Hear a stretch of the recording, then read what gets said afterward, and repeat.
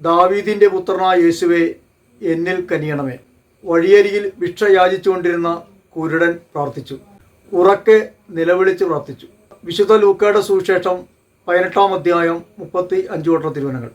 ഞാൻ നിനക്ക് എന്ത് ചെയ്യണമെന്നാണ് നീ ആഗ്രഹിക്കുന്നത്? അവൻ പറഞ്ഞു, എൻ്റെ കണ്ണുകൾ തുറക്കപ്പെടണം. യേശു അരുളി ചെയ്തു, നിന്റെ കണ്ണുകൾ തുറക്കപ്പെടട്ടെ.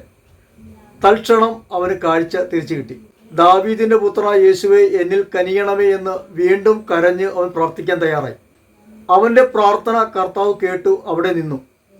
അവൻ്റെ കണ്ണുകൾക്ക് കാഴ്ച നൽകി. ഹൃദയം നുറുങ്ങിയവർക്ക് കർത്താവ് സമീപസ്ഥനാണ്.